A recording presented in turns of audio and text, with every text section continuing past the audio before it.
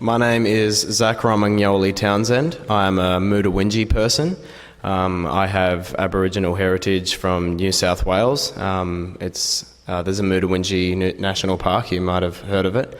I would like to welcome you here tonight. I'm going to do an acknowledgement of country. You don't have to be Aboriginal or from a particular country to give an acknowledgement, but you do have to be from that country to give a welcome.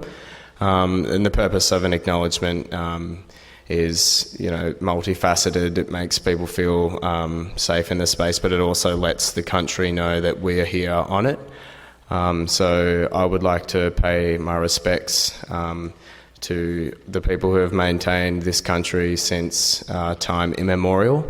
And sadly, although there are no Muhinina people alive today that we know of, no descendants, as a direct result of colonisation, I'd like to acknowledge those people for maintaining this country's health. And there are still Palawa people alive today who maintain Lutruwita, now commonly known as Tasmania. And I'd like to pay my respects to the elders, past, present and becoming. I am the state coordinator for SEED in Tasmania, and SEED is Australia's first Indigenous Youth Climate Justice Action Network. We're a nationwide organisation, and our goals are opposing all new fossil fuel projects and supporting communities to say no to having their land pillaged, destroyed, and then that having the impact of climate change. For example, we oppose all the fracking in the Northern Territory. We want a ban on that, and we want no Adani coal mine. So if you know some young people that want to get involved in climate action, there's the Australian Youth Climate Coalition, and there is SEED, and they're sister organisations, and they're volunteer. Anyone can get involved. And it's important, I think, to have young people at the forefront of the climate movement, because it's future generations that are going to wear the cost of climate change. And it's particularly important to have Indigenous youth, because over 50% of Indigenous people in Australia are under 35. And we are the front line because being the most oppressed and disadvantaged demographic in Australia means that we are first and worst affected by climate change, and we're also on the front lines of organising to combat that. So thanks for coming, and welcome to the space.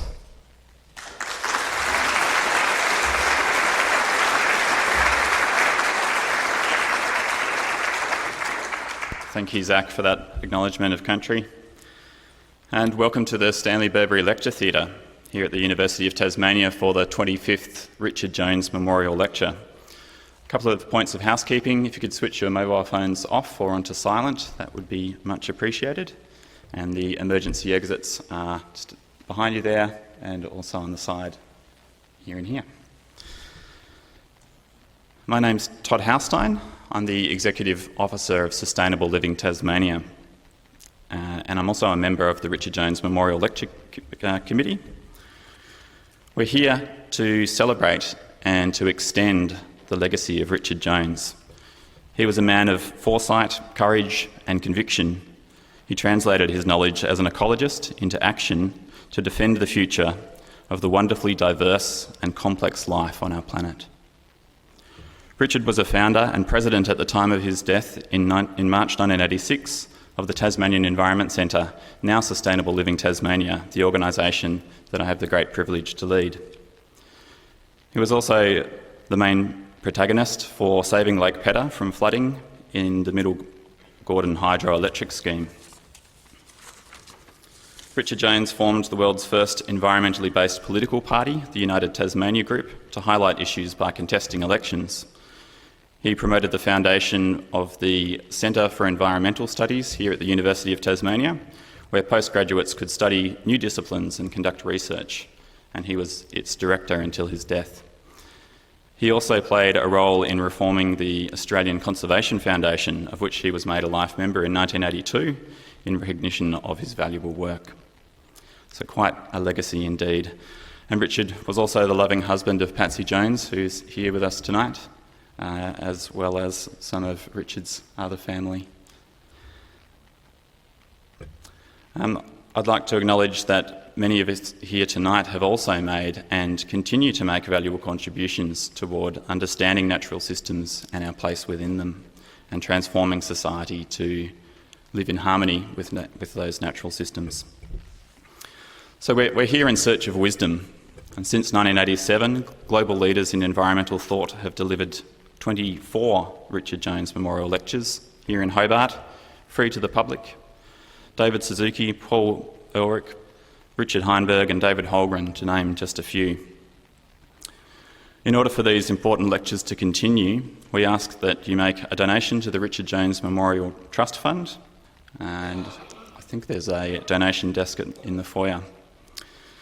If you'd like to hear about future lectures in advance, then please leave your email address or get onto our website rjml.org.au, and you can sign up for updates there. So tonight's lecture will be approximately 1 hour long, followed by 30 minutes of questions, and we'll be finishing up at about 7 p.m. Please note that it's being video recorded and may be posted publicly on the internet. And I'd like to also thank the Tasmanian Climate Change Office of the Tasmanian Government, who helped to fund bringing Paul Hawken down for this lecture, as well as a function at Mona tomorrow. So I'd like to introduce our lecturer for tonight, Paul Hawken. He's an environmentalist. No, I'm not doing this. Bob is. Come here, Bob.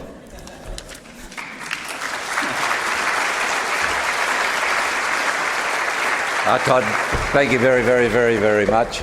And what a lovely thing that this is the 25th of these wonderful lectures, bringing us wisdom, but not only wisdom, but inspiration from people from far and wide in a world which is in search for wisdom and which has never been in so much trouble as far as our human horde is concerned. Richard, of course, was a welcoming friend to me when I came to Tasmania many years ago, but I've got a bone to pick with him, and that was I was in jail during the Franklin blockade, and I was there for 3 weeks, and we were allowed a visitor a day, strangely enough, and on alternative days the Wilderness Society would come and say, Bob, don't... Norm Sanders had resigned over mistreatment of blockaders, and there was a vacancy, and all the pointers... I'd lost in the previous election, and all the pointers were I'd win a seat if I were to put my hand up for the vacancy. Wilderness Society had come and say, don't do that, we need you out there to be still working with us on the blockade. He'd come in every second day and say, Bob, this is about democracy, you've got to put your hand up, this is our big chance to break through. Having, with his foot on a rock, proposed a new political party, which was to become the world's first Greens party, and having presided over the meeting on the 23rd of March 1972, in which, at a packed town hall meeting with opponents up the front shouting down, he got a show of hands which established a new political party based on the beauty, the responsibility we have, and across-the-board policies, including economic policies, policies for women, policies for Aboriginal people, agricultural policies, the whole lot. Many were working with Richard on this, but here's the instigator, and I ended up 30 years of penury in parliaments. I'm very grateful to Richard for that. The one thing I can say is, of course, that parliaments are much more hostile places than prisons. At least I learnt that after I got in. But today, that said, I've got this enormous pleasure of welcoming back to Tasmania Paul Hawken. We are a planet in great need of not just intellectual stimulation but solution. We need the positive thinkers, and not just those who talk about we as a community outside the marketplace but somebody who's got, and people who have got the wisdom to say that we are on a planet in which free market is there. It's democracy is supposed to control it. Sometimes, I think in Tasmania at the moment, it's very evident to us that the market comes to control democracy. But that said, Paul Hawken, who cut his teeth way back in the 60s, working on the Martin Luther King and the wide campaign to end segregation in the United States, has travelled the world advocating sustainability in the true sense of that word. He's been a remarkable teacher, learner first, of course that's the way it is, but he's had this extraordinary, insightful intellect. There's 7 books come out of that intellect. 4 of them have been US bestsellers, but really world bestsellers. Natural Capitalism, for example, with Amory Lovins, is a standard bearer in us understanding our relationship with nature and the capital it has and how best we can give back to it. And I've got that on pride of place on my own bookshelf, and for any of you who don't have it, I would recommend that. But today we have Paul Hawken with us to talk about a new bestseller, and it already is. I'll let him talk about that. And an NGO that goes with it, which you can look up, of course, in this marvellous age of mass communications. And as the words under the most comprehensive plan ever proposed to reverse global warming. And we all know that if we don't reverse it, that means we don't reverse what we're doing to stimulate it. We're done for. We're an audience that understands that and is frustrated by the lack of action. However, what's very important there is that business itself has the opportunity, the stimulus. People in business are family people. They worry about the planet. Just for those of you who are not in business, I can assure you, like the rest of us. And in Paul is somebody who regularly talks with business leaders, whether it's with the King of Sweden or talking as tomorrow at Mona here in Hobart, sometimes in closed groups around boardrooms, sometimes in open fora.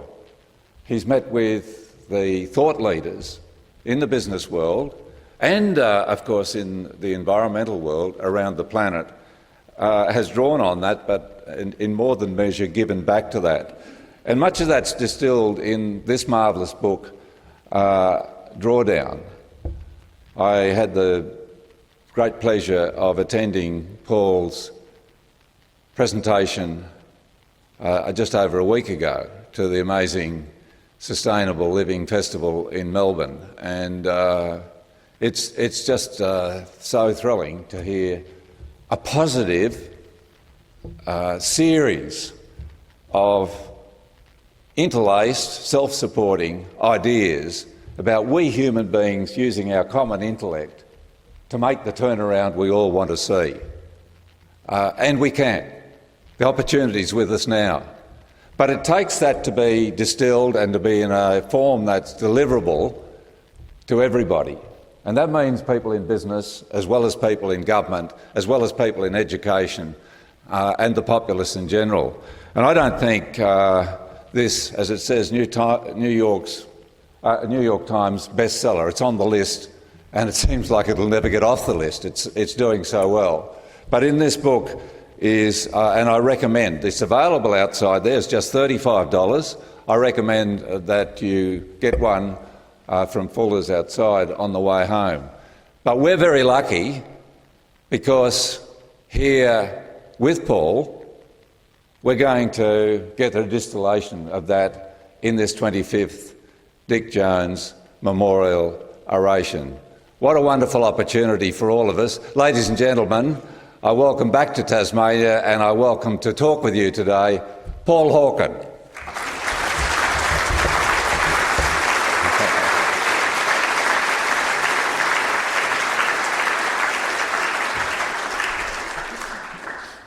This is my friend Carl here. Carl is going to fix a movie that didn't work in the PowerPoint slide, and so he's here for your benefit and mine. Thank you, Carl. Thank you, Bob. Thank you, Todd. Thank you, Zach, very much for the welcome to the country. I was very moved by that. I really appreciate that. Thank you, the Jones family. It's so good for me to be here at the belly button of the green movement of the world. This is where it all started, Lent and all. And I feel a camaraderie with Tasmania. I'm from Northern California. We actually divided into two states. We have Alta and Baja. Baja means lower. That's called LA. And Northern California is where we have trees just a little bit taller than Eucalyptus regnans. I went out, last time I was here, I went out to see the tall trees, and I think the record here is 99.5 meters, I think, and I think I know actually the redwoods get up to 121 meters. So, and of course, whether they're the Eucalyptus regnans or the redwoods standing in, I want to say their presence, because it is a presence. It's not a tree.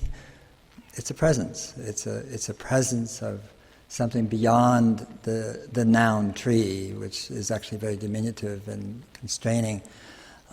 You feel something for which we don't have words in any language that I know of, anyway, certainly not English. And so I love being here. And I also want to say, in reading about Professor Jones, Dr. Jones, I mean, he was a biologist, and you mentioned wisdom and inspiration and action, but the thing that strikes me about his career, the founding of UTG, your work, and creating the Green Party with Christine and others, is the courage to act, and that is what we need now more than ever, because it's not what he did then. It was extraordinary, and now we'd say we kind of take it for granted.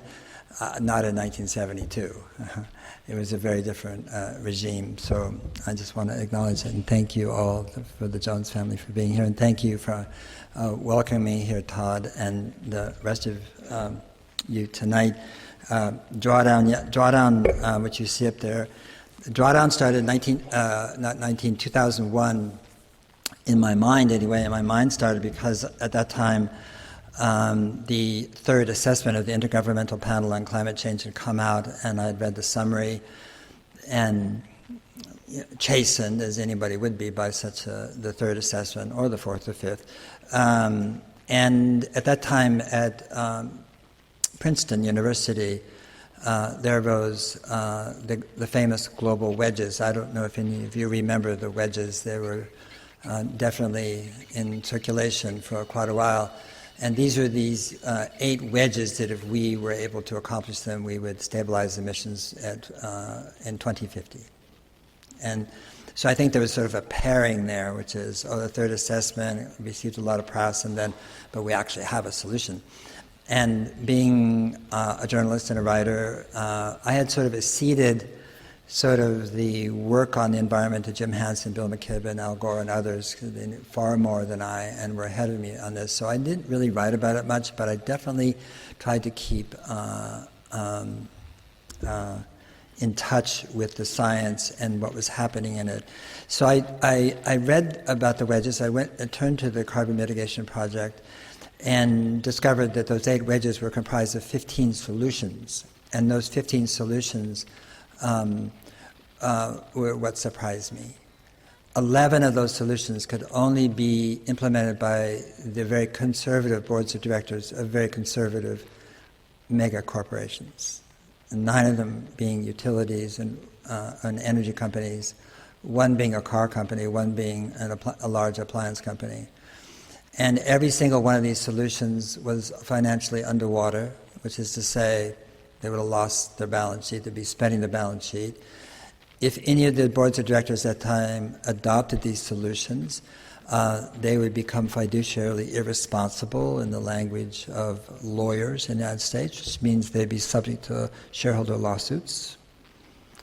And one of the solutions is making hydrogen out of coal with carbon capture systems, something we cannot yet do today, and for a non-existent hydrogen infrastructure for non-existent hydrogen cars, they would use the non-existent hydrogen infrastructure for the non-existent technology to make hydrogen from coal with the non-existent CCS.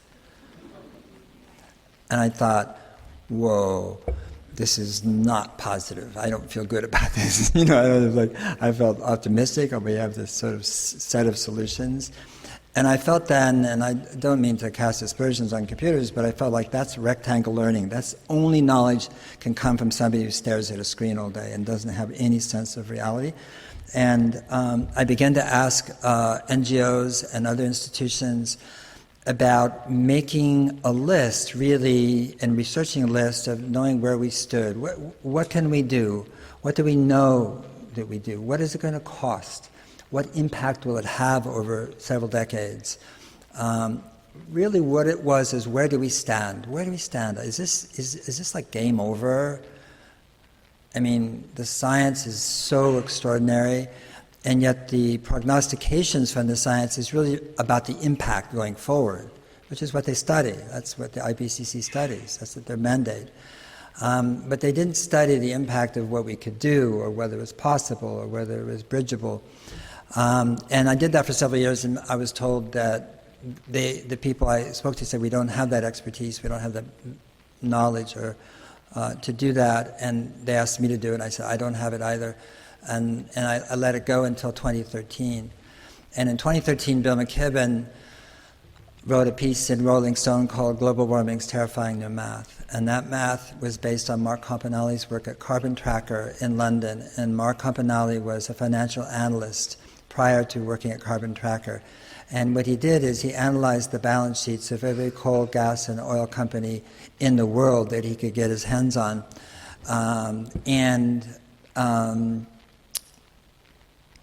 Am I talking loud enough? There's a couple of people here like that. What's that? I'll try to pick it up. I'll try to stand a little closer. Thank you. Thank you for doing that for me. And he analyzed the balance sheets of coal, gas, and oil companies, and he then coined the term unburnable. Basically, what he was saying was that these assets, if combusted, would turn the planet into Venus, so therefore, how could it be an asset? Well, what Bill McKibben did was burn it in his article. And it was true to its title. It was terrifying, absolutely terrifying. And people came to me at that time in 2013 and said, it's really game over, isn't it? It's game over. These are activists, just like you here in this room, who had spent years of their life being effectively active with respect to climate and the environment, and they were giving up. And that's when I decided to do Project DRAWDOWN. And I still didn't know how to do it, but I knew what I wanted to do. And but I was also impacted by what you see right here, and this is where Carl's going to come in, and he's going to show a video that I took in Greenland. It was embedded in the PowerPoint presentation, but every time we showed it, the Windows crashed, which of course has never happened before, the first time Windows has ever crashed. So if you want to show that right now, thank you.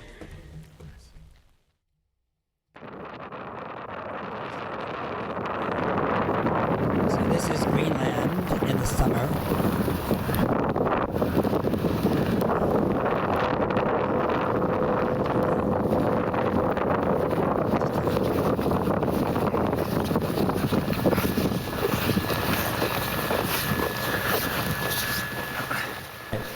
So,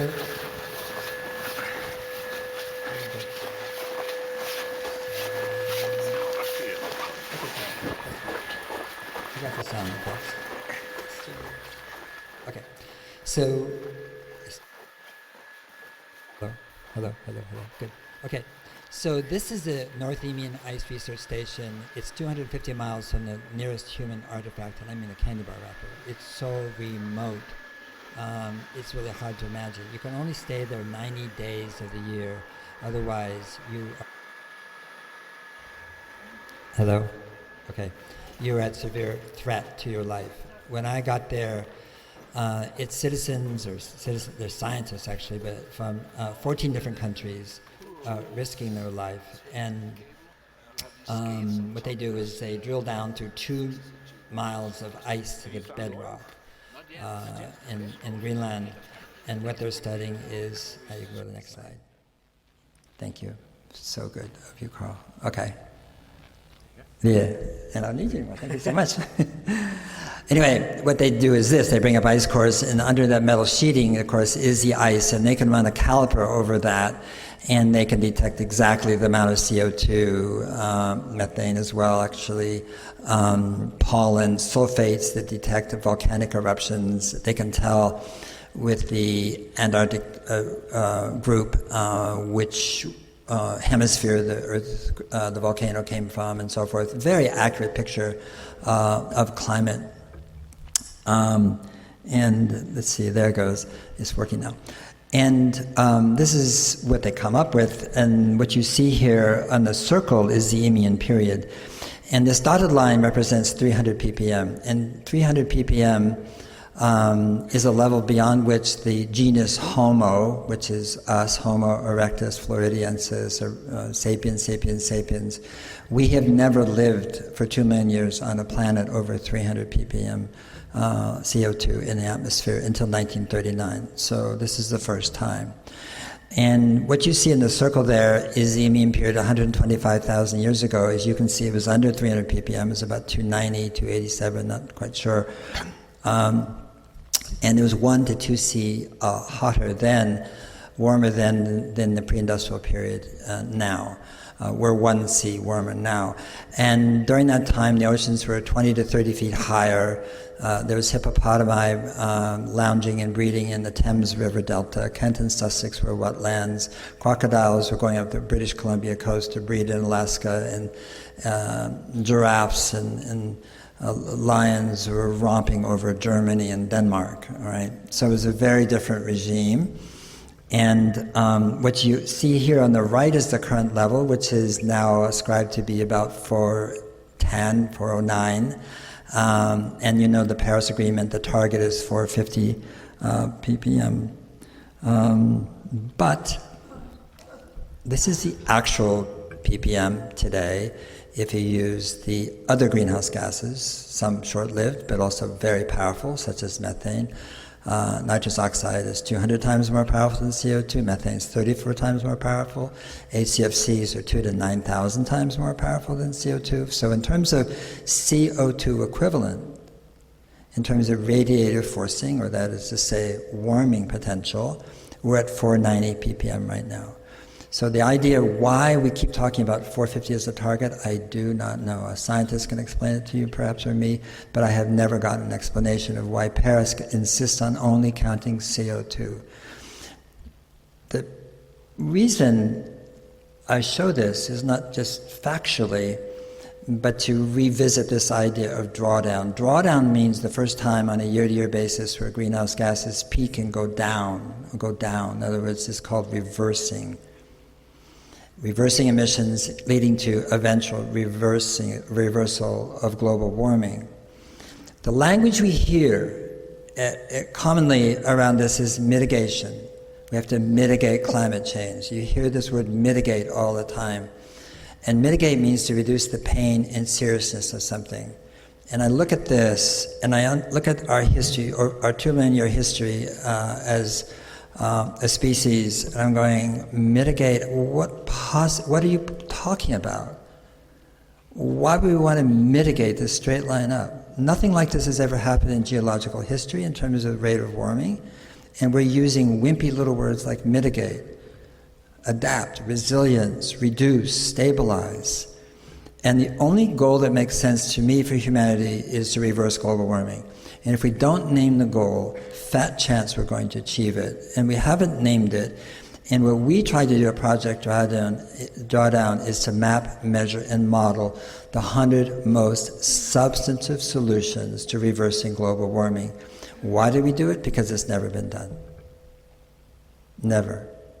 This is in 50 years where climate change, or as it's called, I call it global warming, has been in the public sphere. We've never done this exercise. Measured some, for sure, measured a lot of fossil fuel things, for sure, measured the impact of clean energy, for sure. But we've never just sat back, but gotten back, looked at the panorama of things we can do, and then really research their impact, research their cost, and research what would happen if they continued to scale. Now, the way most people get their information about climate change is not the way you get it. You get it in your level of literacy, means the information you get is actually very literate. This is how most people get their information, which is whether it's on the telly or in a magazine or on the internet. They get it in sort of these real little sharp headlines that actually are designed to create fight or flight. It's designed to adrenalize you, to shock you, to make you feel upset, startle you. And on the internet, they do it on purpose because what they want you to do is actually go to the clickbait. They're like, it's too much, I'm going to go to the clickbait. And then you have this woman who kills her husband, 18 years previously with a frog ornament and mummifies him in plastic sheeting, and going, oh, okay, well, I'm not so bad after all. I mean, I don't have a frog ornament, my husband's still alive. And, and so there is actually a very purposeful manipulation of people in this technique, and you see this one too. The headlines are correct. They're usually based on some new science that's been published. So this headline was based on a Peter Bates study from Oregon State. I don't agree with the study, but it was a very well-reviewed study. And then on top of that, you have 20 things you didn't know you could do with Coca-Cola. And they're doing the right thing, of course, but pouring it down the toilet. But again, it's, this is what people get and how they get it. You don't, and so you probably are not so much aware of it in this sense, but believe me. And what happens if you then have some sense of, responsibility, you want to act, you want to do something, and then you Google, what can I do? What's the top 10 solutions, top 20 solutions, for, reversing global warming or addressing climate change. You get these from two reputable scientific organizations, and I like to call the left list proverbs. There's a proverbial, I want to say, love your mother, and be kind to dogs. And I mean, of course, these are just common sense things. You wouldn't call these solutions. And on the right hand side, you realize you have to get a home entertainment center before you can do solution number 3. I don't have one myself. I don't know about you, but I thought, well, I sure will get a power strip when I get one. I mean, unless you have an IQ lower than room temperature, you look at this and go, look at this is not going to deal with the flooding of the Tower Bridge. I'm just saying, and so what does that do to us as individuals? It makes us feel disempowered, guilty. It could make you feel guilty, make you feel ashamed. It actually makes you feel disengaged, like, I don't get it, This isn't going to do it. Good things to do, I got it. And the scope of the problem, 10,000 years, it's irreversible, that kind of stuff. And that's what we've done. That's what we've done to each other. That's how we've communicated. So as I said, we didn't know where we stood, so I started this project, Project DRAWDOWN. We had no money, which I'm entirely grateful for, actually. I went to people who have a lot of money and philanthropists and said, I'm going to do this thing, and don't you want to give money? And they said, show us what you do, and when you're done, and we'll think about it. I said, well, I can't get it done without money. Anyway, I know a lot of you have been here already, so you know what I'm saying, And it's like, show us the results, And what we loved about this was we didn't know the results. We absolutely didn't know. We went into this like going, who knows, who knew, We were mapping, measuring, and modeling the 100 most substantive solutions to reversing global warming. And so we turned to the world. And we turned to great educational institutions all over the world. and put things on bulletin boards and stuff, and said, would you like to be a Drawdown Research Fellow? And we were overwhelmed with applications. Our fellows come from 22 countries, 6 continents, half PhDs, all double degrees, White House Fellows, Rhodes Scholars, Fulbright Scholars, Aga Khan Award winners. They have CVs that are at 27 better than mine, or now, and just extraordinary young people. And so the science, the core science of Drawdown is from these people, and we are just all still to this day enchanted by them. Mamta, where's Mamta? Mamta was 24 when she joined us. I can't see if she's over there somewhere. Anyway, she's 26 now. She got her PhD. She is an expert on land use and regenerative agriculture, and she's in India. And when she gives a talk like this, she sings this beautiful, beautiful a cappella song about the soil and about the land, and about, it's just so beautiful. Each one of these people. We've all fallen in love with them. They're just wonderful. And to that we added 128 advisors, botanists, biologists, engineers, architects, politicians. We have a sports star, Tom Brady. We have authors. We have religious people. And to advise us on the content. This is also a lot of words. And we added 40 outside expert scientific reviewers, and to review the model itself, because models are complicated, they're not simple, and what we did is the math. That's all we did was math, and which math? On the impact side, you see a ranking there, number 18, and that corresponds to the number next to it, which is the number of gigatons, in this case, of CO2 avoided. So every solution we modeled is scaling. Now, it's not should, could, want to be, if only. It is scaling. Second, every solution we modeled has robust, peer-reviewed science on its impact. Right? So what we did was continue to scale it at a rigorous but reasonable way over 30 years to see what the impact would be. Could we achieve drawdown by 2050? And so that's the billion metric tons of CO2 avoided. There's only 2 things you can do, is stop putting greenhouse gases up there or bring them back home. That's only 2 things we can do about the atmosphere.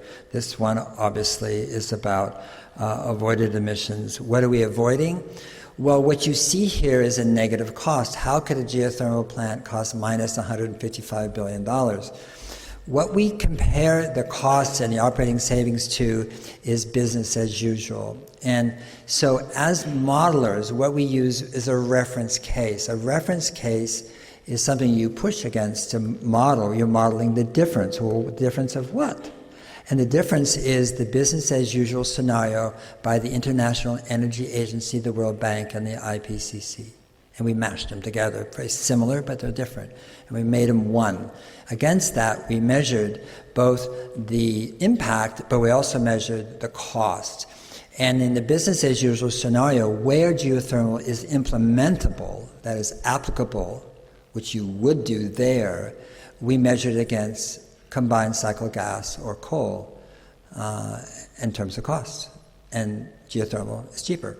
So that's why it's a negative cost.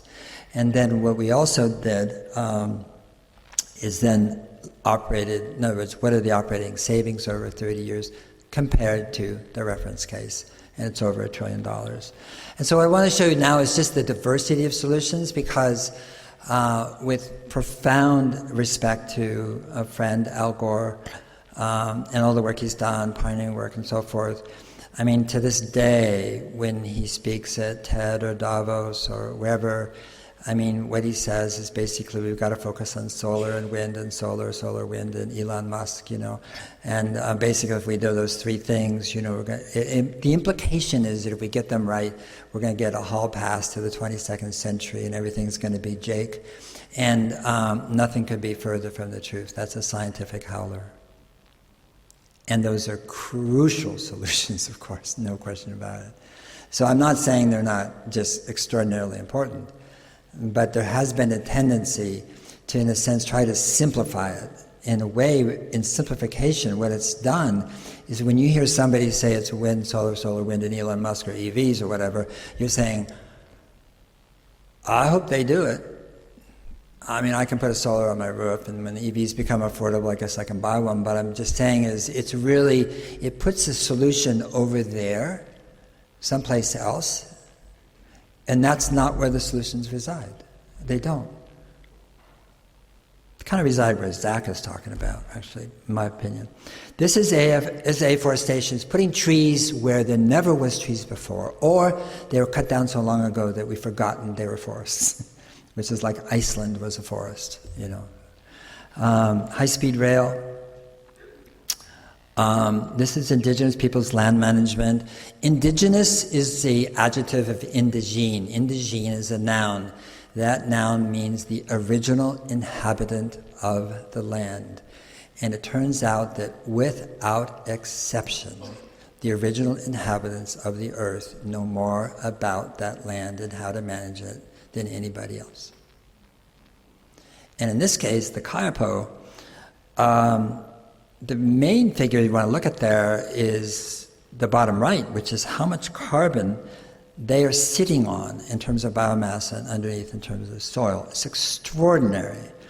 So we're not just protecting cultures, we're protecting what I would call local science. We think science is global. Actually, the science of place is localized by nature. One of the most beautiful languages in the world is the Yamana people in Patagonia. And these are the people that Drake and Darwin called beasts. These are humans, they call them beasts, bestial people. Why? They had no clothes on. It's freezing there. They used seal blubber to stay warm. They knew if they had clothes on, it was so wet there, they would freeze to death. And they carried fire around them everywhere, smoking, you know, and then that's why it's called Tierra del Fuego, because these people carried fire everywhere. So when they came sailing in, there was fire everywhere. They were staying warm.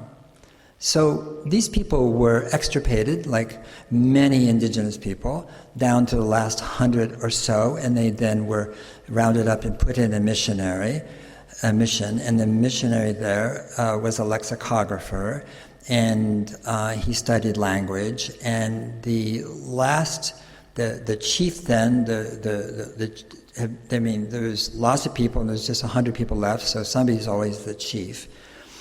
And his father, the missionary's father, was involved in a massacre of these people. So they didn't really trust him, whether personal cloth or not, they didn't trust him.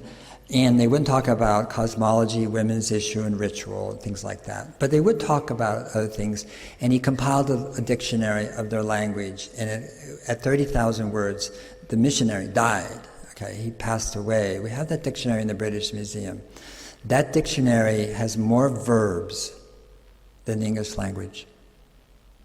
And if you read the dictionary, it's metaphor. Aristotle said metaphor is genius.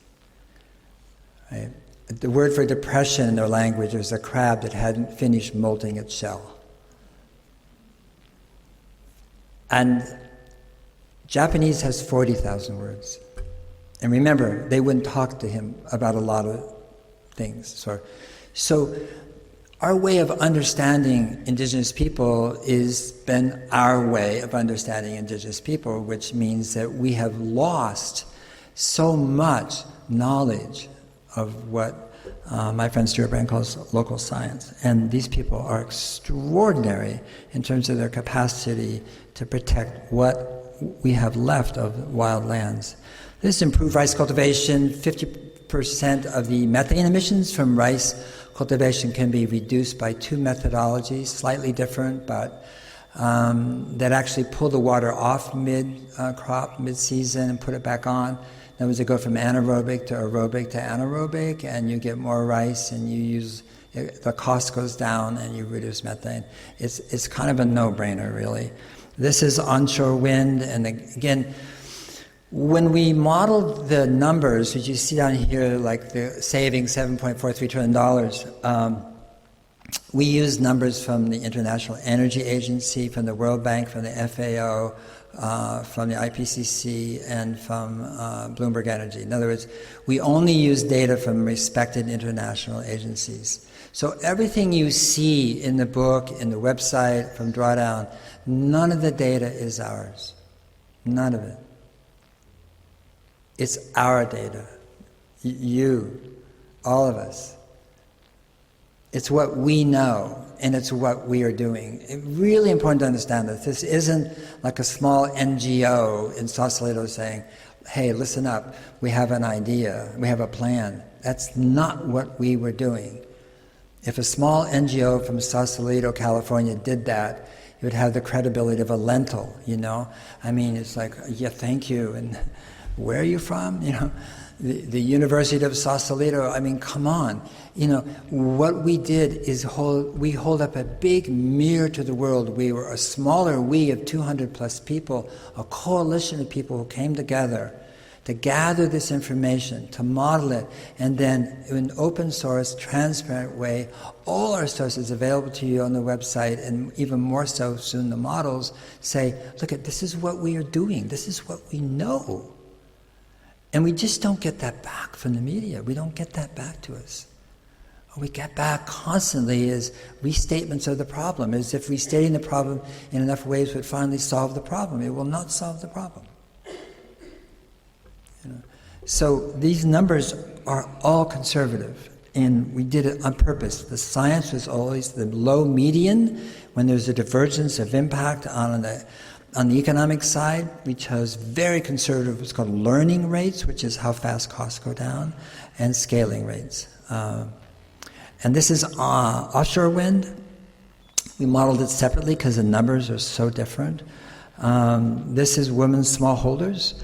And again, it belongs in this sort of who knew category. Like, we didn't know this would be here. I mean, we didn't have a preset idea of what the top solutions would be.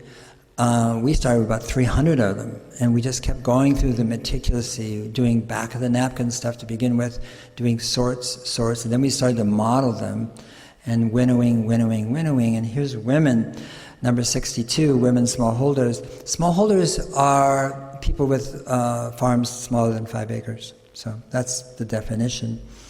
Women are 40 to 45, even 50% of smallholders, depending on the continent, are women farmers. Now, 75% of the food in the world is produced by smallholders. Big ag, or corporates as they're sometimes called, produce 25% of the world's food. My first business was organic food. 1966. I was a lad, didn't know what I was doing, but I grew up on a farm, and I knew that the food I was getting at the store was crap. And so I started a small store in Boston that sold organic food, and we grew and grew and grew. In 7 years, we had 37,000 acres under contract. But all during that time and afterwards, I was constantly being criticized, shamed, guilt-tripped by professors at Harvard and MIT and the industry about you narcissistic hippies who want to grow your food without pesticides and using manure and compost and so forth. We're going to starve the world. If the world did what you were doing, the world would starve. We at Monsanto, Syngenta, Dow actually know how to feed the world, and you people are in the way. And just sentimental, and we actually care about people, and we don't want children to starve, and obviously you do. I mean, literally, this is what they were saying, okay? Yeah. But when you think about today, okay, this is many years later, big ag produces 25% of the world's food. Okay. What food? Well, go to McDonald's, there's some of it. They produce corn and soy for pigs and cows. That's the number one thing they produce. They produce wheat, most of which ends up as white flour, but they produce wheat. Hydrogenated fat, lots and lots of sugar.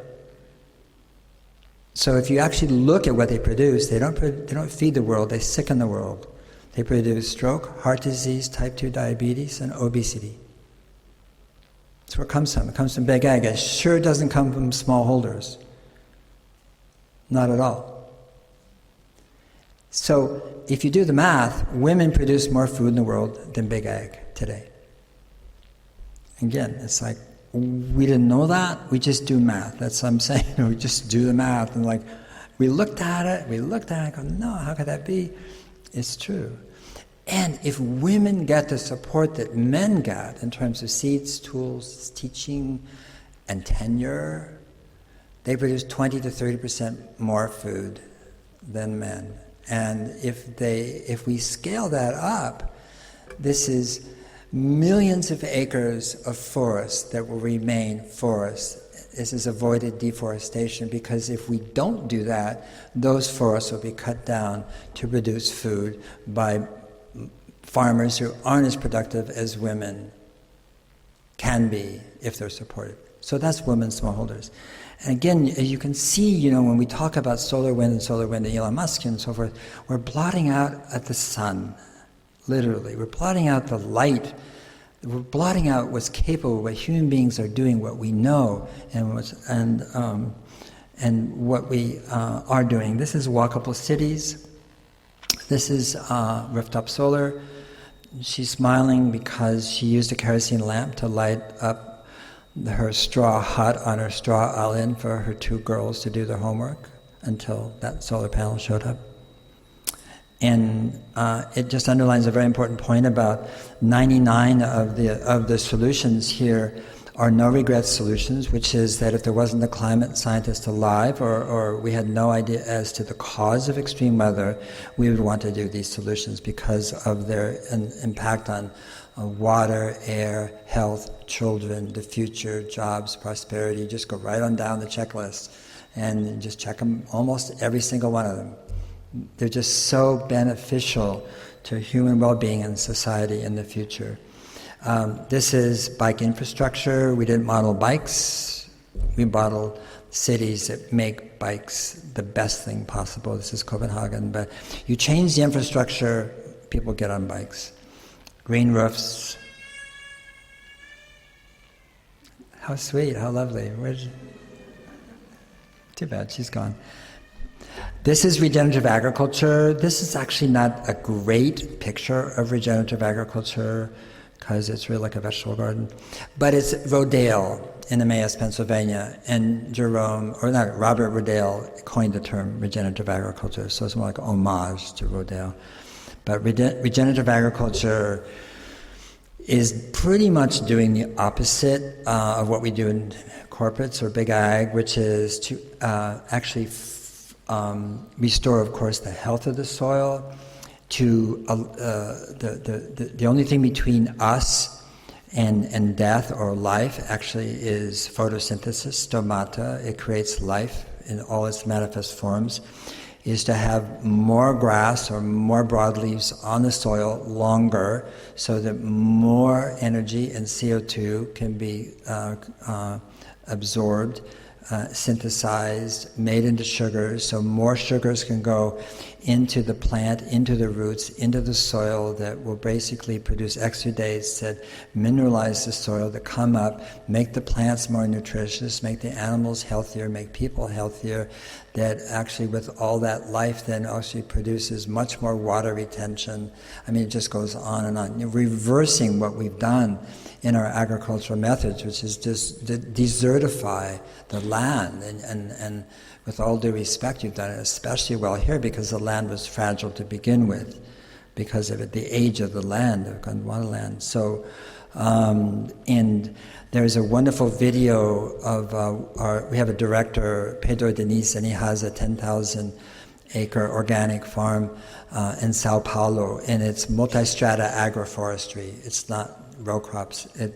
But he has a German agronomist named Hans Grosch, and there's a film of him, and he's sort of short, and he's all brown from being outside all the time in his shorts and his little hat. And they took land that was completely obliterated by first clear cutting, of course, and then soybeans, and then grazing, and then they abandon the land. There's just sand, and so he's standing there, just 30 feet away from the border, and he's picking up the soil, and you just see it's like a beach, it's just sand going through his hand, and he kind of walks over, and he says, look here, and he just sort of puts his hand straight into the soil and brings it up, and it's this black, rich humus, and he squeezes it, and he says, look, we're growing water. And it's true. We can grow water. Australia can grow water. There's more water in the air right now than there ever was because of global warming. And it comes down in very, very chaotic hydrologic cycles now. So we change what we do on the surface changes, and the surface can absorb that water, hold the water. When there's more water in the soil, the temperature goes down. When the temperature goes down, it's a virtuous circle in terms of attracting rainfall. The hotter the land, the less likely it is to rain. So this is regenerative agriculture. It's so important. Net zero buildings, you know about that.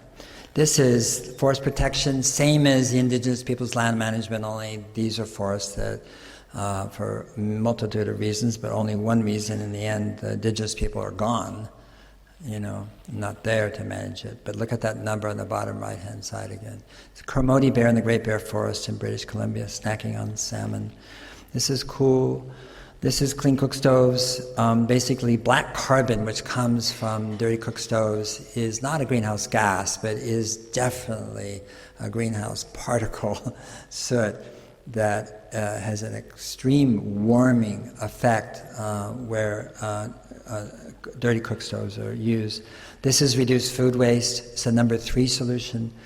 In the United States, about 40 to 45% of the food is wasted and thrown away. It's just astonishing, 133 billion pounds. It's thrown away at supermarkets, at home, in restaurants, and it goes into refrigerators where food goes to die, like little food morgues. And this does not count the methane emissions from landfilled food. So if you put any green waste in a landfill and it becomes anaerobic, it produces methane, which is 34 times more powerful than CO2. And poor people don't waste food. They do, in developing countries, they also are counted in here, but it's not like they waste it, they lose it because they don't have a good supply chain, a cold chain, to get the food to people who need it. So it's not like they're throwing it away and tossing it, but they're also, food is being lost, it's being wasted.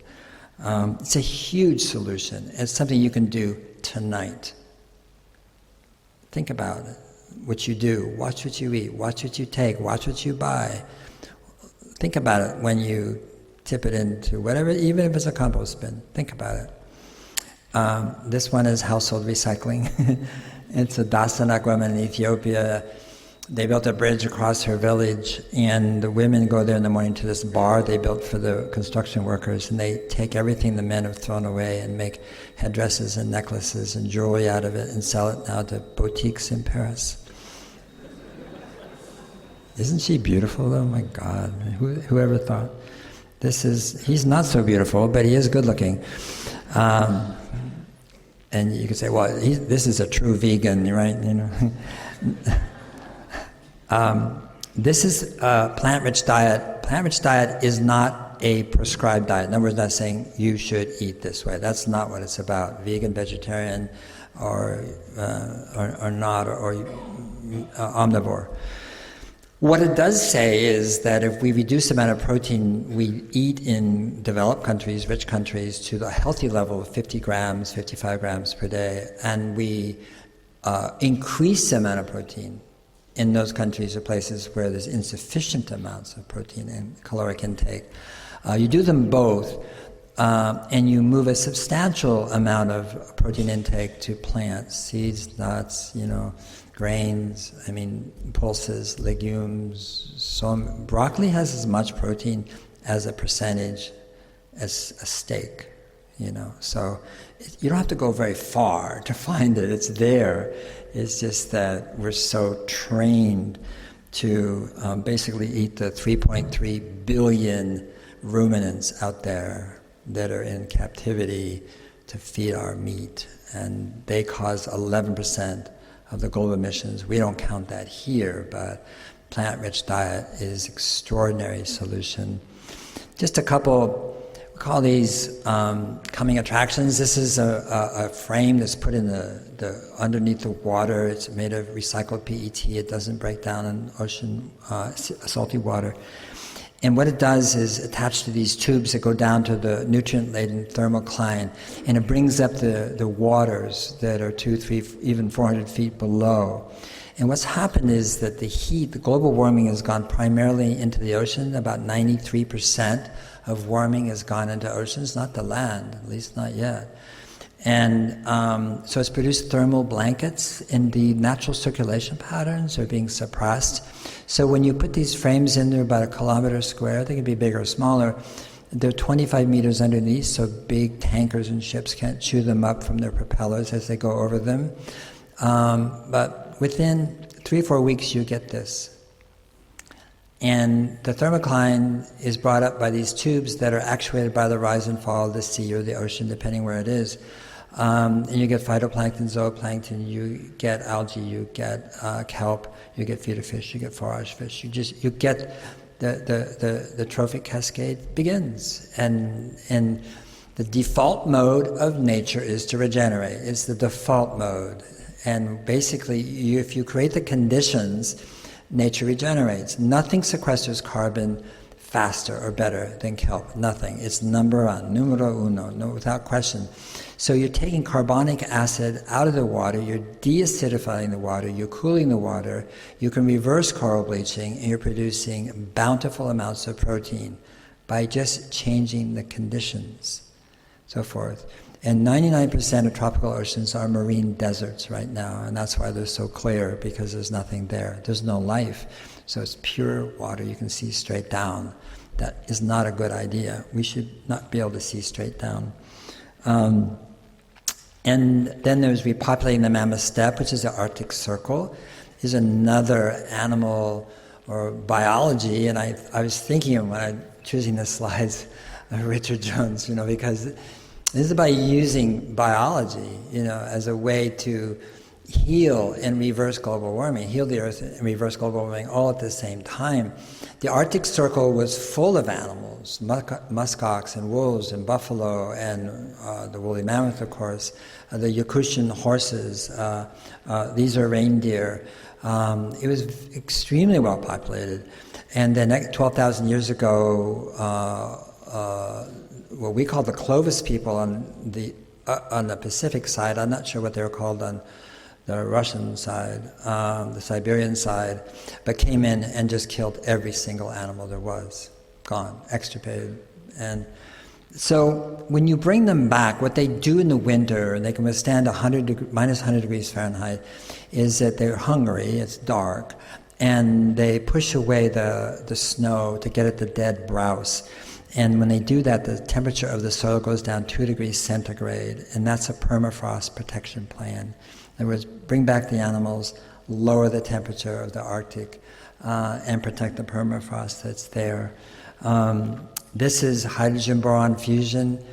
Fusion is a technology where governments make really, really, really big holes in the ground, and they pour lots of taxpayer money, and they bury all the money, and say it's 30 years out, and we'll get there someday.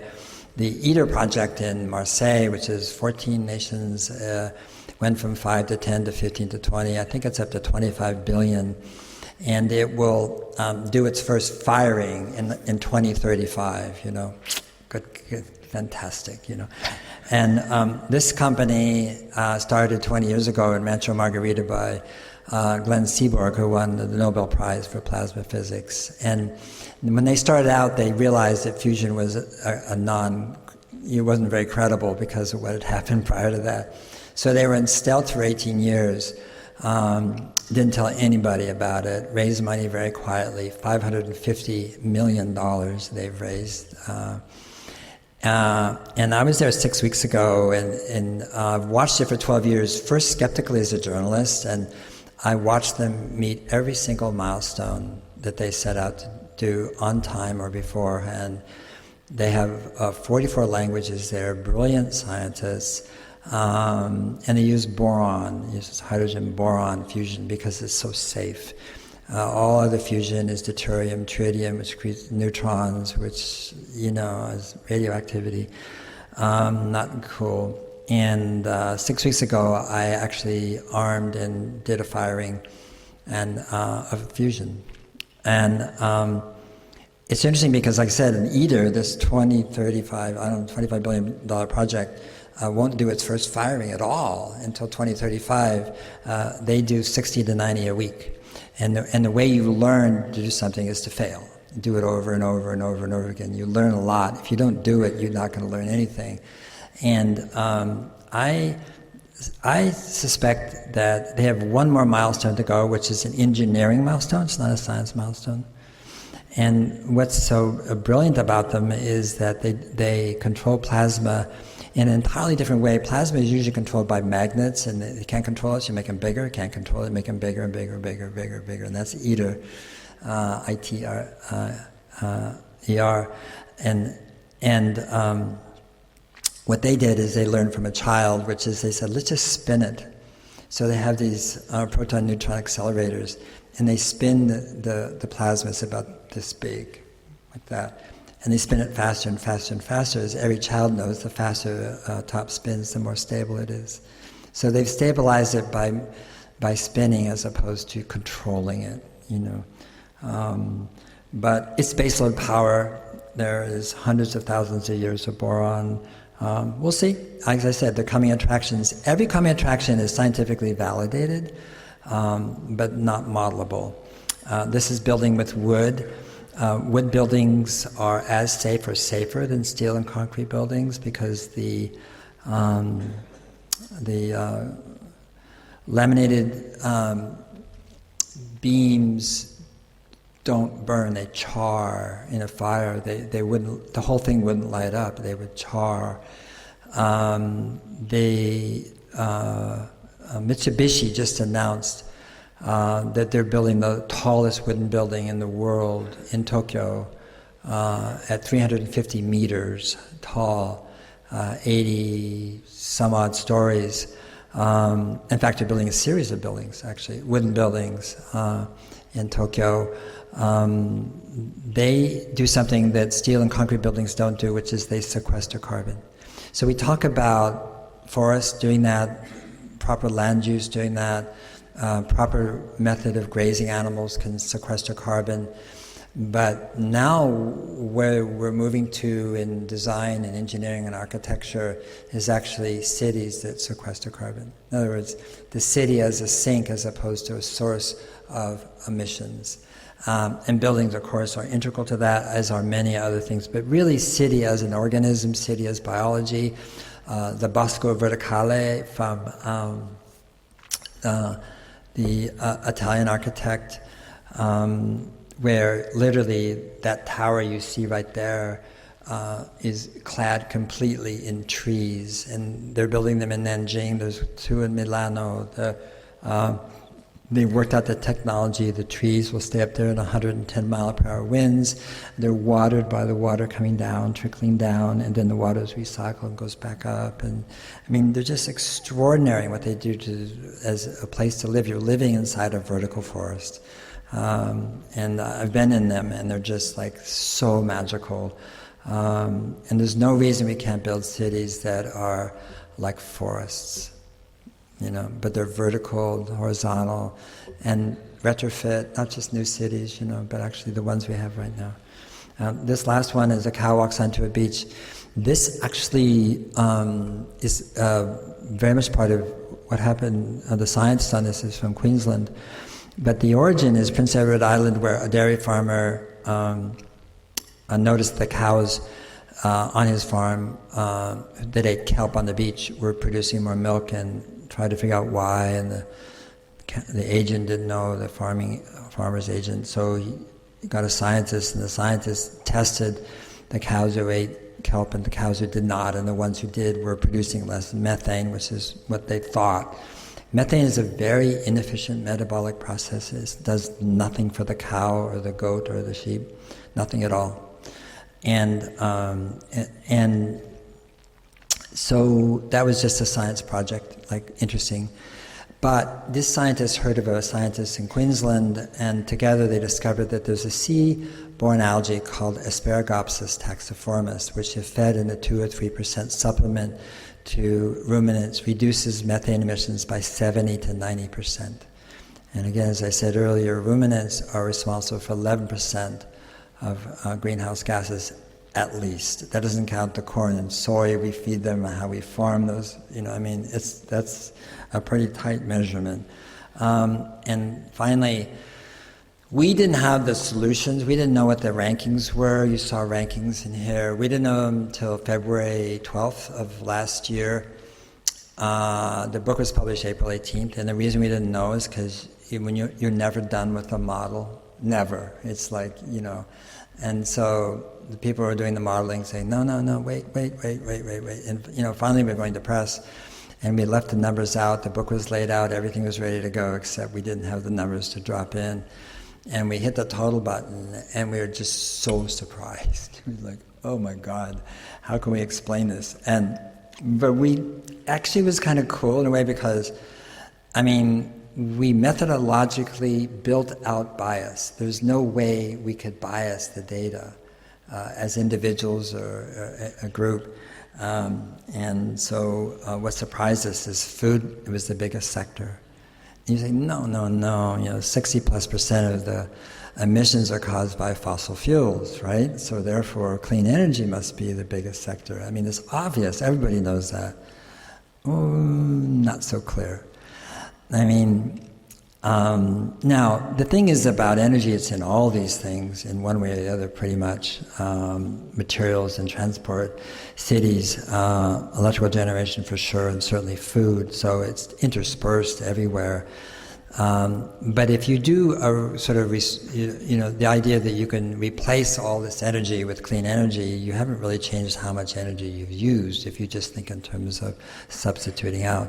So a lot of other solutions are about not using that energy at all or not using so much, avoid it, in other words, efficiency. But food is the only sector where it's the largest source, along with transport. The two greatest sectors of emissions are food and transport. So food actually sequesters if you change your agricultural practices. And regenerative agriculture, con-ag, tree intercropping, managed grazing, it goes on and on. So it's a twofer. You stop putting it up there and you bring it back. And that's why it's the largest sector. And transport is the smallest. And the reason you say, well, with EVs coming and really taking over, and I believe they will, no question about that, why is it so small? And the reason is because we use, as I said earlier, a reference case, and that reference case isn't ours. It's like I said, IEA and World Bank, etc., and that shows vehicles doubling to 2 billion from 1 billion. If you ask us as, staff members and scientists and researchers, we just think that's hooey. I don't think that's going to happen at all. But that's what we had to use. Otherwise, our methodology would be not inconsistent. We'd be putting in our opinion of what was going to happen. There is no opinion in DRAWDOWN in that sense. We modeled nuclear power. I have friends who just went flippin' ape about that and said, how could you, And I said, well, because it's one of the things that reduces carbon emissions. And so we had to retain our objectivity all the way throughout. If you ask me about nuclear power as a person, I say, I can't think of a crazier, more absurd way to boil water than a nuclear power plant. Because that's all it does, is boil water. And, so that's in there too. In energy and electrical generation. The top solution was refrigerant management, and that's what I mean. We sort of went crazy when we saw that and said, we cannot go out with this, this is not right. It's so unsexy, no one cares. I said, I can just see the press release now, and drawdown, the number one solution, but it's true, kinda. And the refrigerants have like this 2 to 9,000 times greater potential in CO2, and they're being released everywhere in the world by decommissioning. When ACs and refrigerators are recycled or thrown away, and people take away the copper tubing from the compressors, and those gases go straight up. The Kigali Amendment to the Montreal Protocol is banning these gases by 2030. We didn't account that. This is the solution that was probably, I think, surprises most people because it's so high, and what is it doing there at all? Both. The girls are being pulled out of school around the world in the tens of millions at puberty or pre-puberty for many reasons. One is to put their brothers through school. They go to work. Second, because they have menses and they go to school and there's no latrine and no privacy, so they don't go to school. 3, they get married off, early marriage by their elders, their family, the tribe, the culture, the religion, whatever, or sort of admixture of all of the above. Those women who get pulled out of school have an average of 5+ children. If a girl is supported and empowered to go to school and continue her education to what we call high school, she has an average of 2 children, 2+ children. And not only that, she has more education, she earns more, those resources go into her children, those children earn more, learn more, they repeat her mother's pattern, they do better. It's a virtuous circle versus a vicious circle. The girl who has 5 children earns less money, is consigned to poverty, her children are not healthy, they repeat that pattern as well. So it's either way. Now the other solution, it's a pathway to family planning, but we don't call that family planning, we call it educating girls. The other pathway to family planning is family planning, and that's having clinics available everywhere in the world to support women's reproductive health and well-being, and which does not exist. And the data you see there, the 59.6 gigatons, and you see it here, they're identical, but actually it's one number divided into 2. It's 119.2 gigatons if you total them both of avoided emissions. That comes directly from the United Nations. And that's the difference between the high and median population projections for 2050. And the UN will say, it's family planning, either do it or don't, but if you do it, this can happen, if you don't, that's going to happen. So it's the difference between 1.1 billion people, and that's just the direct impact. There's many, many other ways you could add to that number, but if you add those together, I should go back, if you add those together, and you see refrigerant management is number 1, and wind turbines is 2, and reduced food waste, etc.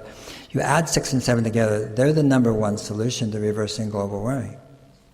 It's like the empowerment of girls and women.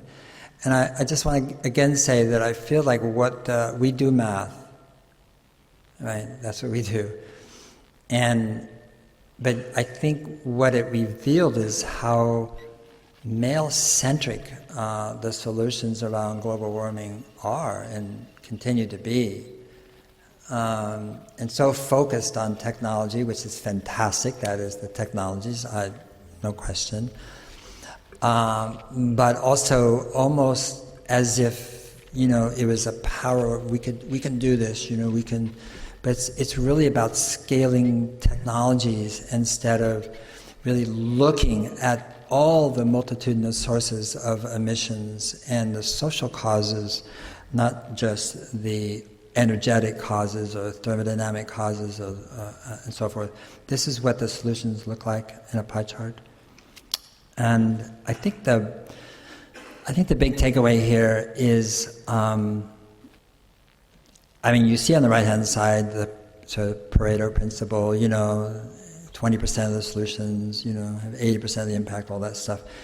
But actually, from another perspective, what we see here is a system, and it's a system that caused the problem, and it's a system only that can heal it. It's not, there's no, charismatic Promethean solution or silver bullet or something that's going to save our ass, I mean, that's not going to happen. It's everything we do together as community, as people, and in support of each other.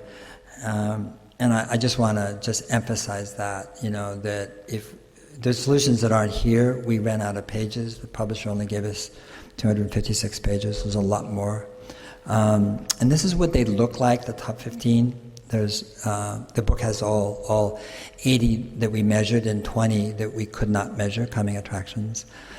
And that plausible scenario on the left, remember I said we took the solutions that were scaling. They're all scaling. We scaled them in a reasonable way over 30 years, and that's the number.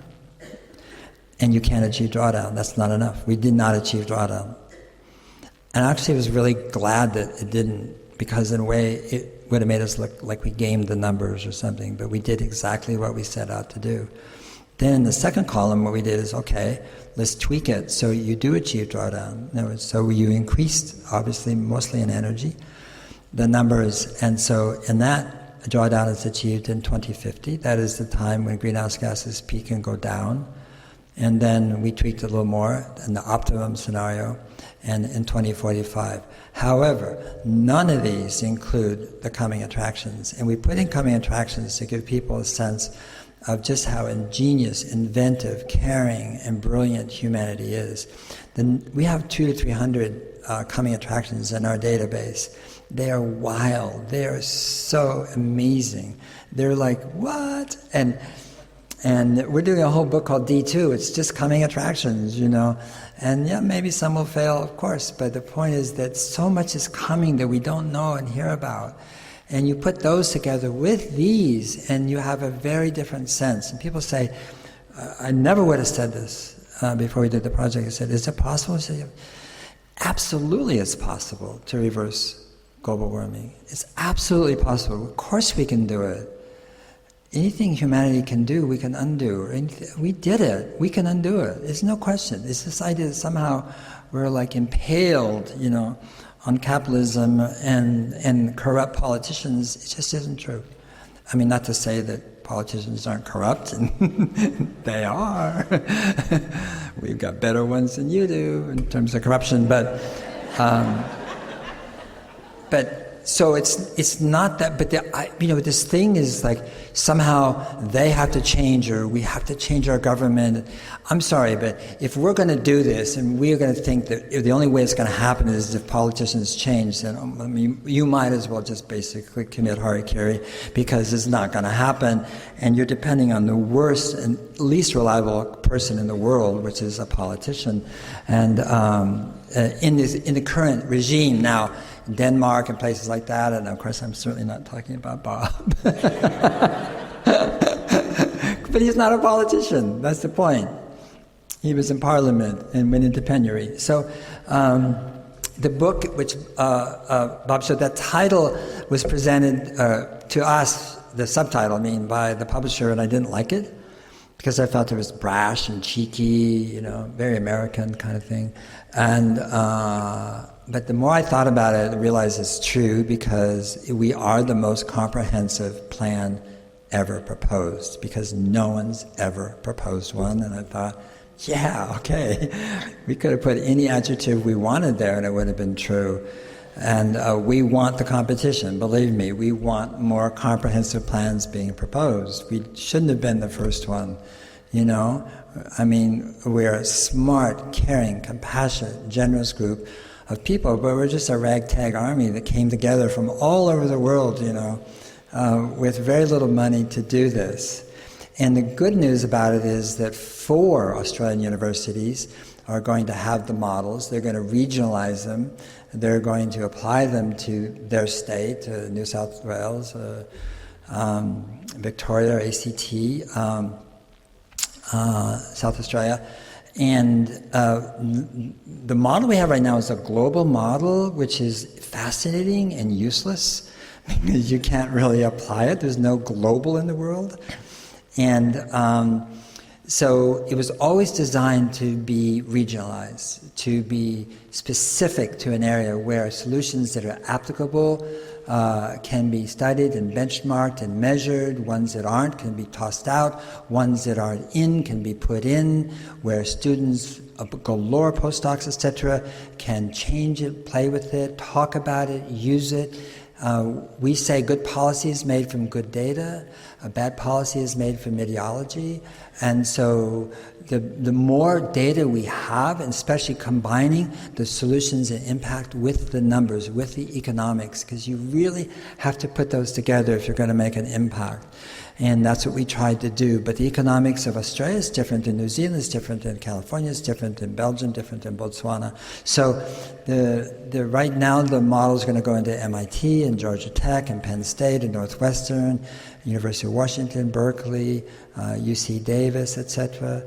And it's going to go into Australia. So that came out of the trip. Lastly, I just want to beg you to change the language. If you use any of these words, stop, please, please. First of all, you can't fight climate change. The climate's supposed to change. It's a blessing. That's what it's supposed to do. Just like your body. Your body's supposed to change. You want to fight it? It's silly. So fight, combat, the battle, crusade, all that stuff is war metaphors applied to this exquisite, beautiful system we call climate and the atmosphere. It's such a beautiful thing, and we are acting like it's other. And otherness is the disease that caused the problem. Thinking that there's other people, other genders, other places that we can despoil, degrade, clear cut, flood, whatever, it's other, right? That's the thinking that got us here. It's not the thinking that's going to get us out. And finally, in terms of 2C, I don't know what to say about that. It's not science-based. It's pulled out of thin air in 1975 by Richard Nordhaus, an economist at Yale, and by Joachim Schellenhuber in 1994, a climate scientist in Germany. And they say, to this day, yeah, I pulled it out of thin air. People didn't understand what I was talking about, so I made it simple for them. Now, I may be right, but I'm just saying is, really, tonight, anytime, go onto the sidewalk, talk to anybody and say, what does 2C mean to you in 2050? And they'll say, what? What are you talking about? Well, 2 degrees Celsius warming in 2050, and going, what are you talking about? I said, well, what do you think about that? Or do you think we can avoid that? Huh? Human beings do not respond to future existential threat 32 years from now. They just don't. Our brain isn't wired that way. All your ancestors, and the reason you're here tonight is because your ancestors responded to current existential threat really, really, really well. And that's why you're here, so thank them right now. But those who were thinking about the future existential threats are gone. They're not in the gene pool, I can assure you. Why did the Aboriginals, I hate that term really, there's a better term for it. You must have a better term. But why were they here for 40, 50,000 years? Because they knew what to do in terms of current existential threat. So until we get our language right, if you look at these solutions are to address human needs now. And that's what we have to do. We're the only species without full employment. Think about it, Only species. All other 10 million species are busy every day and go to sleep. And we figure out a way to marginalize our own species and tell people they have no value. And never has there been so much work that's been needed to be done. Never has so much work needed to be done. Good, restorative, regenerative, kind, compassionate work that makes us feel good, that gives us self-respect, that honors others, honors our place, honors our culture. Never has there been so much good work to do, and we figure out a way to make human beings useless. The answer is right in front of us, actually, is to take care of us now. Anyway, thank you so much.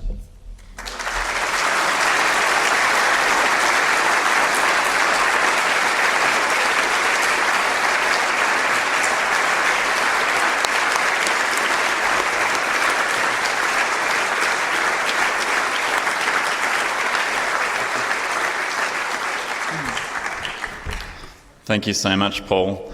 I'm a big math fan myself, and a lot of people in the room probably know of my overzealous love for spreadsheets. Really looking forward to getting hold of some of DRAWDOWN's stuff, and Sustainable Living Tasmania is one of those organisations that's repeating this kind of work at the state level, looking at what is Tasmania's role in securing a stable climate. But it's not just the math. You're not just doing math. You're doing math in a way that is connected and has a reverence for natural systems, and I think that's a really inspiring and beautiful thing. So thank you very much for that, Paul. We're going to go to questions now. I've got a couple of people running around with microphones, but I might take the privilege as MC to ask the first question. And that's that the 100 solutions in the book, there's a lot of them that focus on efficiency, making things more efficient so we can reduce our consumption, but there aren't any that focus on frugality, tackling consumerism and meeting our needs rather than our wants. You're so right. And the reason is because there's no peer-reviewed science. Because it's pure behavior. And when you get the plant-rich diet and food waste, you definitely have the admixture but you have a lot of data, and it is a behavior. What you eat is behavior every time you choose anything, of course. But you do have the data. If we don't have data, we can't model it. And so it wasn't that we wanted to exclude it or ignore it so much as we wanted to stick to our knitting and to what we said. The number one cause and the number one solution is not in the book at all. It's called war and peace. And 172 standing armies in the world, 32 active right now. The damage, the killing, the trauma, the suffering, lifelong impact upon the environment, you totaled all of that up. That's actually number one. Solution to reversing global warming is peace. We couldn't do that one either. Somebody has come to us and said, "Can I give you the money to, get the data?" And I said, "Yeah, absolutely." But we'll have to go into country by country by country and see what we can get, because that data isn't really published. Countries will publish maybe their military budget, but they won't publish really what they're spending it on entirely. It's secret, and the United States is the worst in that way. So it's hard data to get to, but I would like to do that, yeah.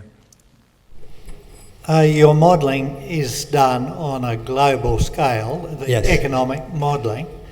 Now, given that you've brought the modelling down to dollars and cents summation, is there any intention within your project to start translating this into modelled business opportunities for capitalism? You don't model opportunity as such. What you do is you point to what's going on, and then somebody sees that there's opportunity.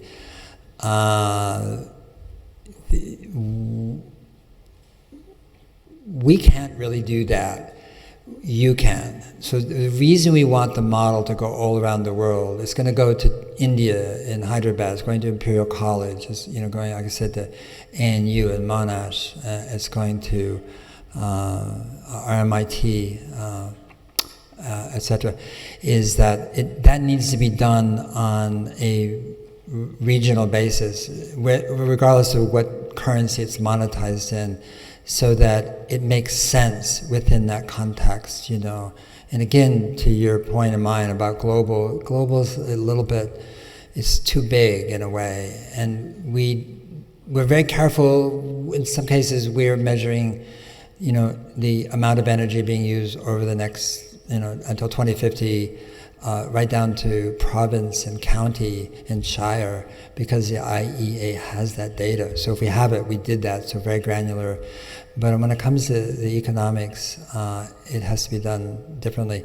Now, I think what I call D2, which is a publication of maybe 60 or 80 more coming attractions, will definitely pique a lot of people's interest in terms of, opportunities there. And there, what we'll do on impact and economics, and we'll say it openly, is we're just guessing. But these are educated guesses as to impact, educated guesses as to cost and what the gains could be from those and so forth. So, but then it's kind of a different modality than this, which, we really wanted to write something on one hand that was very accessible. This is being taught now in 7th, 8th, and 9th grade in the United States, and colleges as well. But at the same time, we wanted to make something where a very sophisticated scientist could say they did their homework. Look at our data, look at our methodology. No, they did their homework, so far. There's nothing wood here to knock on. Maybe this is wood. I guess it is. I'll knock on it. We haven't had one scientific gotcha. Somebody saying, "Oh, you egged the pudding," and we have had a lot of criticism.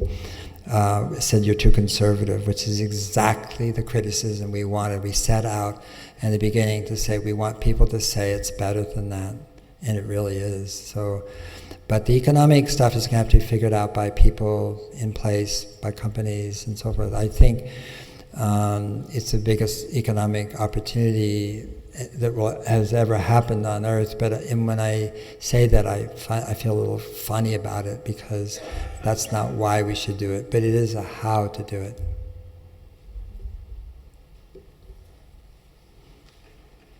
Given how important this information is and how much effort is being put in to collect them, what's your plan in the project to actually make the message more accessible on a global level in terms of translations and also make available in different continents? Yeah, thank you. The question was what's our plan to make it more available, the information, the models, on a global level. Is that That's right, fair summary? Well, here is the plan, all right? First of all, this year the book goes into 11 languages in 72 more countries. So that's not our plan, it's just happening. It goes into Arabic, it goes to complex and simple Chinese, Taiwan and mainland China, goes into Vietnam, Korea, Japan, Italy, Spain, no, not Spain yet, Germany, Finland, Norway, Sweden, Brazil, Portuguese. Anyway, that's this year so far. That's number two is we're working with Vulcan Productions in Seattle, and we're creating a whole range of curriculum around the book, including we call Next Generation Science Standard Curriculum, which is really a curriculum discovery as opposed to download. It's the short-form videos on the solutions, 50 changemaker videos about people who are doing this. It's more interesting really than a solution is a human being. 50 we call who knews, like the girls' education is a who knew, like the women's smallholder, who knew, sort of things that surprise you. They're paying for it.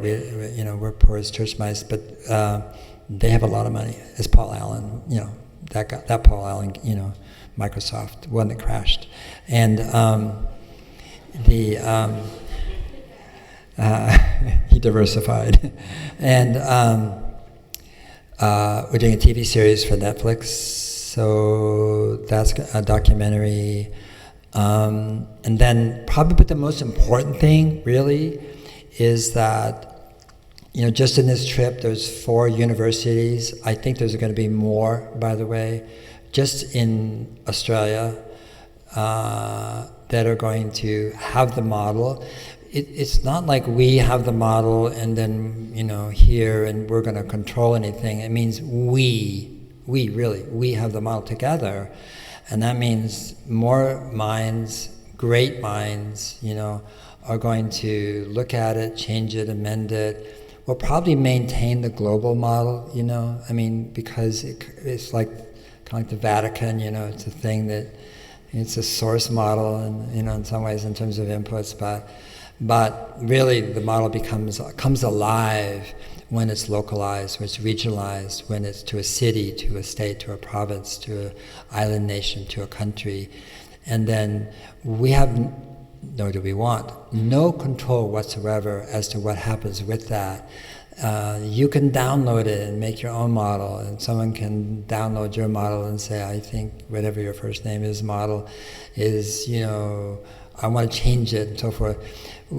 So much we can do with it, because we've never had a way to really model solutions. But probably the most interesting thing that's going to happen is that out of this we met an inventor who's put $25 million of his own money. He's made a lot of money doing really, really good things on health outcomes in Africa, and really bright guy. And he's built these airships that stay stable in the stratosphere, 65,000 feet, which is a difficult thing to accomplish because the air is so thin. It's hard to, to stay in one place. They're solar powered.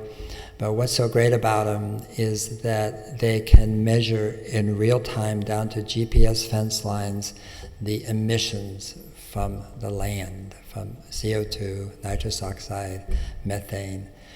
And so you can measure the difference between one farm or another, and it's real time. So now what you have is you have a model of solutions and who's doing what, and resources for people, the way to educate them on a regional level. At the same time, for the first time, you have real-time data about what's happening right there in terms of emissions on a week to month to year basis. In other words, you can compare, see, and you can understand, actually, are we making progress? And yeah, we are there. You can see land clearing like that, where it's legal or illegal. Same with illegal logging, poaching. It's lower, it's not satellite level, so the definition and the information you get at 65,000 feet is so much better than 110 miles. And so that will become, and those will be linked right to our model, by the way, so that now you're playing, DRAWDOWN, you've got the model, and a dashboard that makes it work for you. So just like, a Mercedes-Benz has 200 million lines of code, but you can drive it. So a model that you can drive. And at the same time, then you can look at data, look at change, add, look, mend, and we can start to see where we are together, and we can work better together, and we can actually have data that really is helpful in terms of policy, as opposed to, frankly, beliefs, which is, we're kind of flying blind right now. Yeah. So those are some of the things we're doing, yeah. But I shouldn't say we're doing it, it's being done. This is in response to the world. We're not doing it, we're responding to the world, and that is our goal, is to serve, feed, give, and offer, as opposed to be, grow, and become some huge organization. Not interested in that at all. We're interested in, our fundamental ethos is a collaboration. That's a fun, 200 and some odd people did it. What we want to do is collaborate and see the world. And I was talking to Bob earlier and saying the thing about regenerative agriculture and nature, anything you see in nature is a self-organizing system. What we want to do is precipitate a self-organization in the world to reverse global warming. And if everybody forgets about us, who cares? That's the goal of what we're doing. Yeah. Hi, I grabbed your book as soon as it came off the press.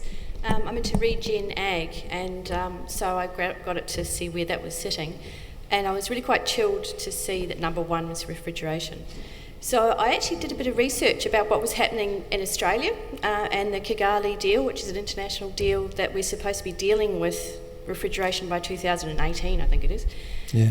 I could only find one place in New South Wales who said they degassed fridges, and I contacted them about how much that would cost, and they said, oh, actually, we don't do that service, never have. So I think I sort of put them onto ACCC.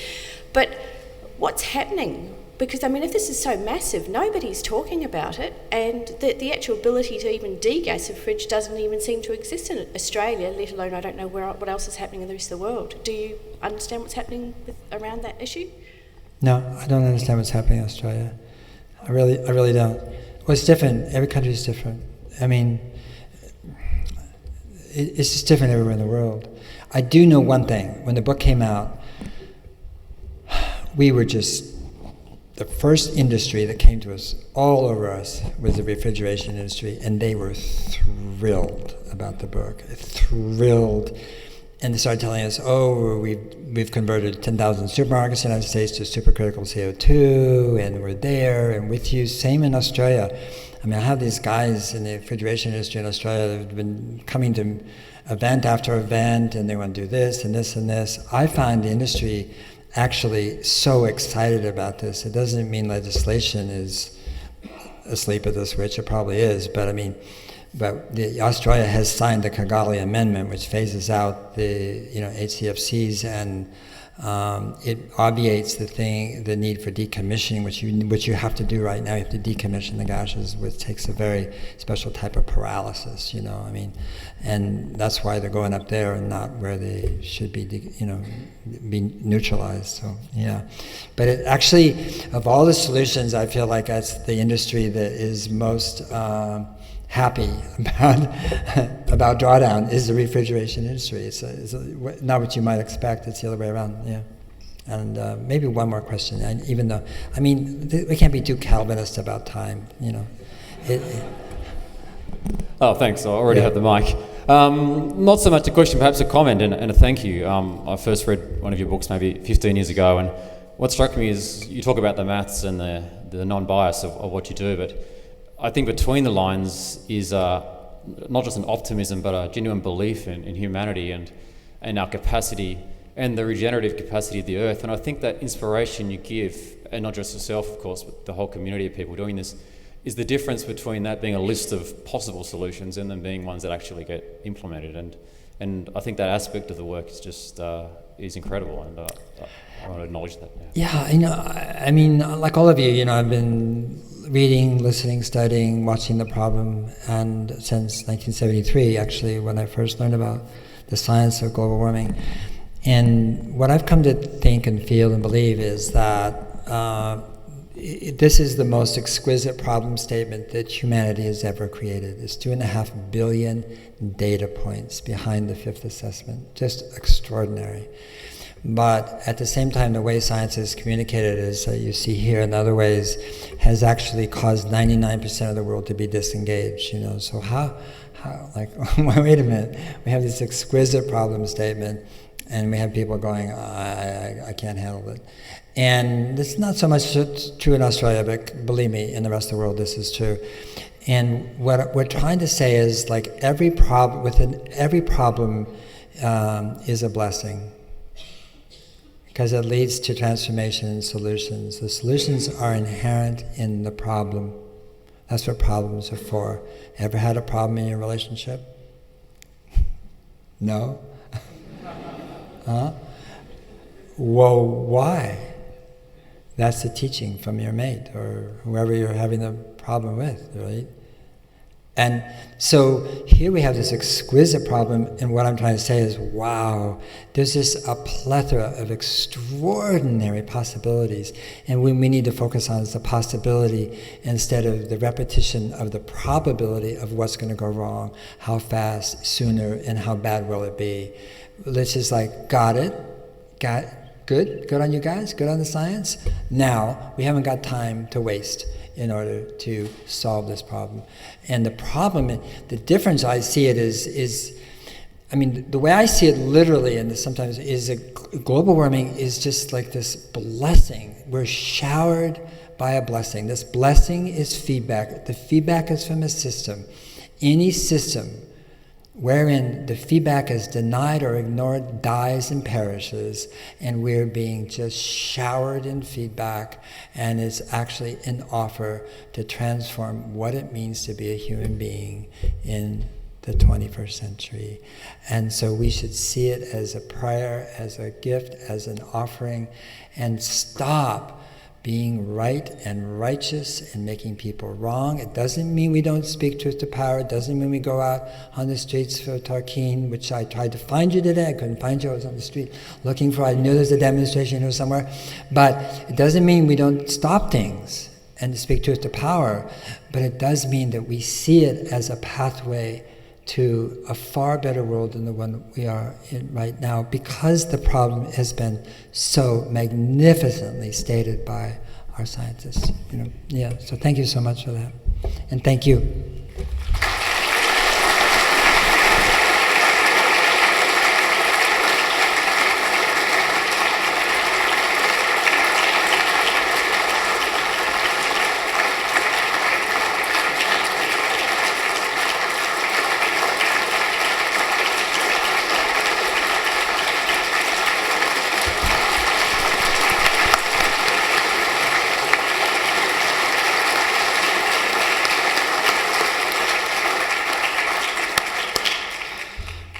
Never felt so blessed by such an enormous problem before. Thank you, Paul. There are Paul's books, Drawdown, for sale in the foyer. If you're lucky, Paul might sign one for you on the way out, and you might get to have a little chat. So I won't take up any more of your time. And good night, and thanks very much for coming along.